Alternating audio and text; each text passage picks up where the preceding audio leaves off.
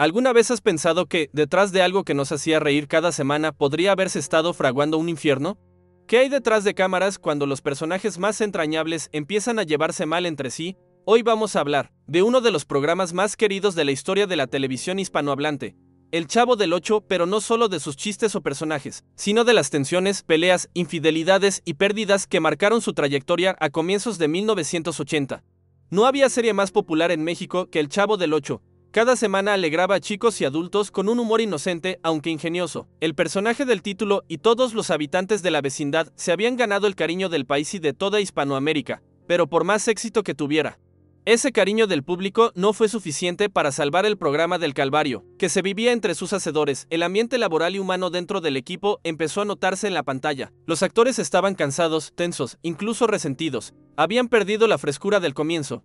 Y eso se notaba. Los ratings que alguna vez alcanzaron el cielo poco a poco fueron cayendo. Roberto Gómez Bolaños, su creador, entendía perfectamente lo que estaba pasando. Sabía que su mayor éxito había cumplido un ciclo.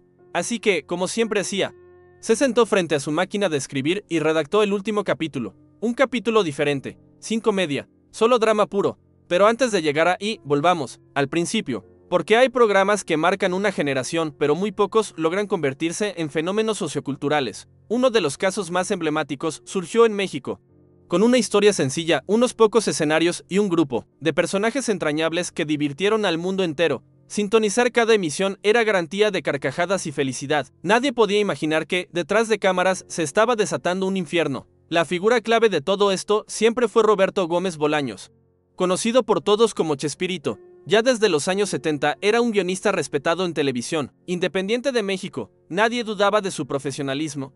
Combinaba el slapstick propio de los comediantes del cine mudo con frases ingeniosas que marcaban tendencia. Un productor le dijo una vez que era como un William Shakespeare pequeño. A él le gustó tanto el apodo que lo adaptó a su estilo, Chespirito, gracias a su talento y trabajo. Consiguió que el canal le diera media hora para hacer un programa cómico. Así nació Los Supergenios de la Mesa Cuadrada en 1968. La repercusión fue tan buena que poco después le ofrecieron una hora completa. Esta vez propuso un show dividido en segmentos. Uno estaría protagonizado por un superhéroe torpe llamado el Chapulín Colorado.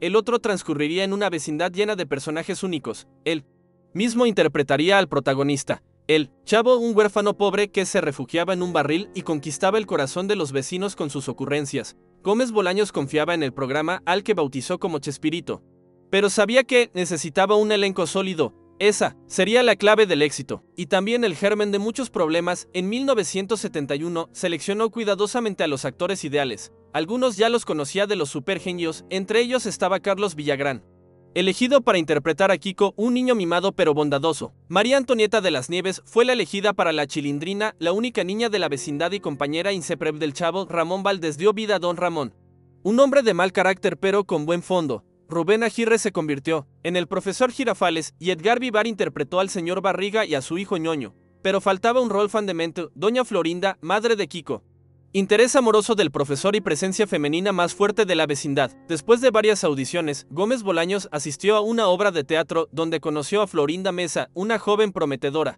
Quedó cautivado, sin dudarlo.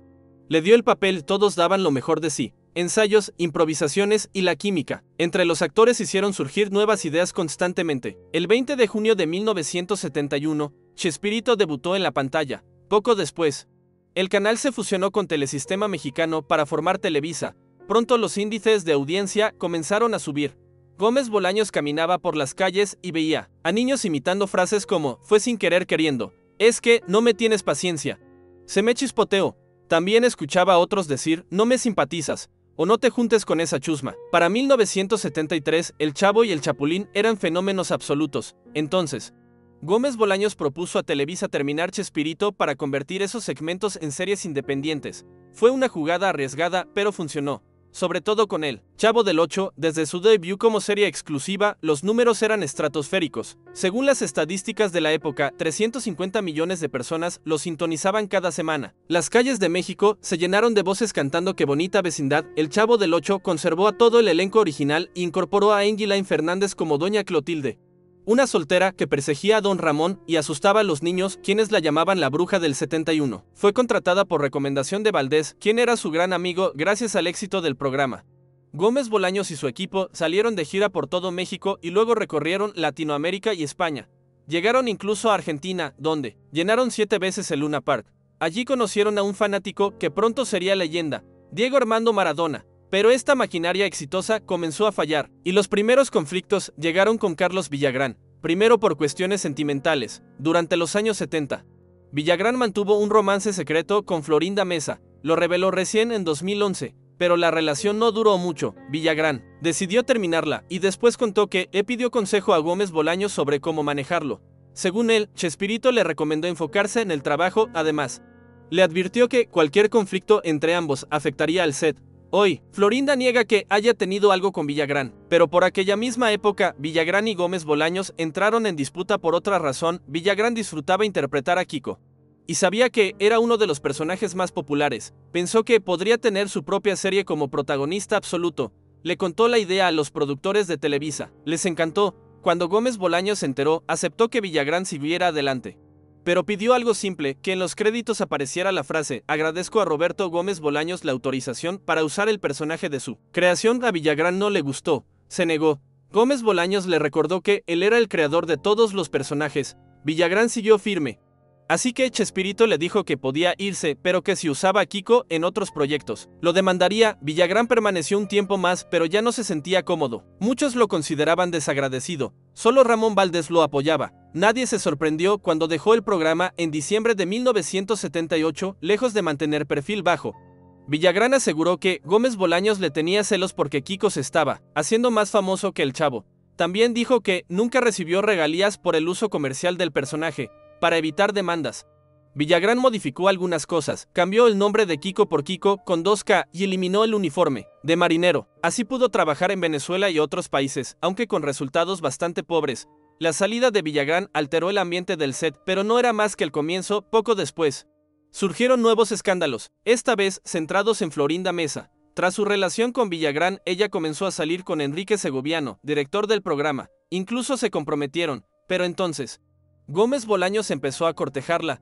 Él estaba casado con Graciela Fernández, su novia de juventud, y tenía 6 hijos, pero también tenía fama de mujeriego. Florinda no resistió las cartas, poemas y flores. La fecha clave fue el 12 de octubre de 1977. Durante una gira por Chile, Gómez Bolaños y Florinda quedaron a solas. Él le dijo que se sentía solo, que necesitaba a alguien que lo besara. Ella respondió: entonces, bésame. Al finalizar la gira, Florinda dejó a Segoviano. Mientras Gómez Bolaños se divorciaba de su esposa, la pareja se mostró públicamente, generando críticas. A él lo acusaron de abandonador, a ella de robar maridos, pero ninguno se dejó afectar. Más aún, Gómez Bolaños nombró a Florinda directora artística del programa tras la renuncia de Segoviano. Ahora tenía tanta autoridad como él. Rubén Aguirre y Edgar Vivar aceptaron su nueva posición, pero otros no se sintieron cómodos, sobre todo Ramón Valdés. Valdés era un hombre tranquilo, profesional, que solo quería enfocarse en su trabajo. No buscaba protagonismos, pero Florinda lo enfrentó indirectamente, diciendo que era adicto. Él lo negó rotundamente. Finalmente, en 1979 decidió dejar el programa. Su partida entristeció a todos. Enguilain Fernández, su gran amiga, también consideró irse, pero se quedó por el trabajo y por su hija. La renuncia de Valdés fue uno de los últimos clavos en el ataúd del Chavo del Ocho. Con varios de sus principales actores fuera del proyecto, Gómez Bolaños supo que el fin estaba cerca, así que escribió un capítulo distinto. En el último episodio original, el Chavo intenta salvar a otro niño de ser atropellado y muere. Sería un final trágico, emocional. El equipo quedó impactado, pero Graciela, su hija psicóloga, le advirtió que podría traumar a los niños. Gómez Bolaños lo reconsideró y escribió algo más ligero, el capítulo A lavadora, emitido oficialmente el 7 de diciembre de 1980. De allí, Doña Florinda compra una lavadora y el Chavo mete demasiado detergente. Fue un final cómico, adecuado para la audiencia y dejó a todos con buen sabor de boca. Pero no fue el verdadero final. En 1981, Gómez Bolaños resucitó Chespirito como un programa de sketches distintos. Ahí volvió a incluir a la vecindad. Junto a nuevos personajes como Gada Ince y Jaimito el Cartero, Florinda tomó más protagonismo creativo, pero la aceptación fue moderada. Los fans seguían viendo el programa, pero el gran público ya no lo seguía con la misma pasión. Con los años, el agotamiento se hizo evidente. Gómez Bolaños tenía más de 60 años y ya no quería seguir interpretando a un niño. El 12 de junio de 1992, Chespirito se emitió por última vez. Y aunque el programa había terminado, los conflictos continuaron. Valdés regresó brevemente para participar en algunos sketches, pero en 1985 le diagnosticaron cáncer de estómago. Murió 3 años después. Solo Engie Lain Fernández asistió a su entierro. Ella misma falleció en 1994 de cáncer de pulmón. Sus restos descansan junto a los de Valdés.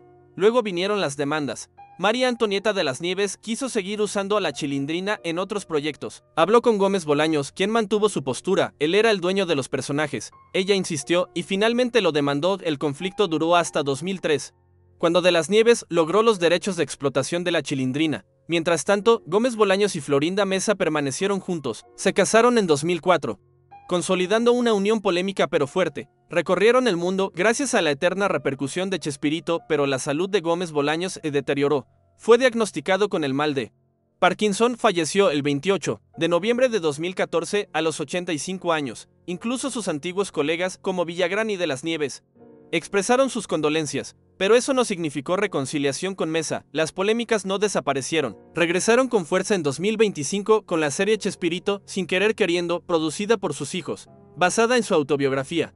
Retrata su ascenso y los conflictos internos del elenco, pero generó malestar. Florinda Mesa dijo que nadie la consultó y que no autorizó el uso de su nombre. Su personaje fue rebautizado como Margarita Ruiz. Criticó la romantización de Gómez Bolaños y cómo la retrataban como la villana de la historia. Carlos Villagrán también se quejó. Su personaje se llamó Marcos Barragán y fue retratado como un divo. Aunque el tiempo pasa, el Chavo del Ocho sigue vivo, sus capítulos se repiten, nuevas generaciones lo descubren y se ríen con los mismos chistes. Pero detrás de la sonrisa queda también la historia de un grupo que logró lo imposible, pero que, como tantos otros, sucumbió ante egos, ambiciones y desencuentros. ¿Qué opinas tú? ¿Crees que El Chavo del Ocho debería haber terminado antes, cuando el elenco estaba completo y la química era perfecta? ¿O quizás fue bueno seguir un poco más, aunque ya no fuera lo mismo? Déjame tus comentarios abajo. ¿Cuál es tu capítulo favorito? ¿Con qué personaje te identificabas más? Y si te gustó este recuento, dale like, comparte y suscríbete para más historias como esta.